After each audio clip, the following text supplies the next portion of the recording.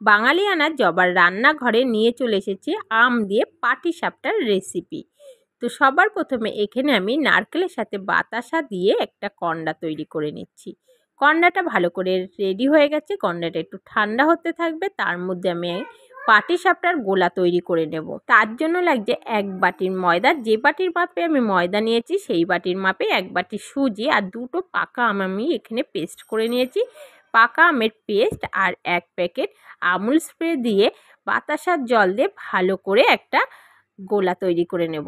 গোলাটা খানিকক্ষণ আমি রেস্টে রেখে দিয়েছি।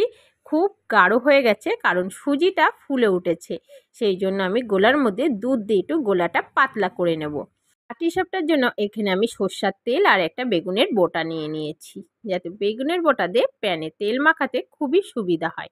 তো গ্যাস ধরিয়ে গ্যাসে প্যান বসিয়ে প্যানটা একটু হালকা গরম করে নিয়ে তাতে তেল মাখিয়ে গোলার দিয়ে সুন্দর একটা ডিমের মতন শেপ করে নেব। নিয়ে যেই গোলাটা একটু টান টান হবে তখনই কিন্তু আমি কন্ডাটাকে দিয়ে এইভাবে মুখ পাতলা একটা চামচ দিয়ে কিন্তু এইভাবে 2.5 পিস মতন উল্টে দিতে হবে। এইভাবেই আমি সবগুলি পাটিসাপটা তৈরি করে নেব। এইভাবেই আমি সব আমের পাটিসাপটাগুলি তৈরি করে নেব। খুব সুন্দর আর খুব সহজেই কিন্তু হয়েছে, একদম নতুনত্ব।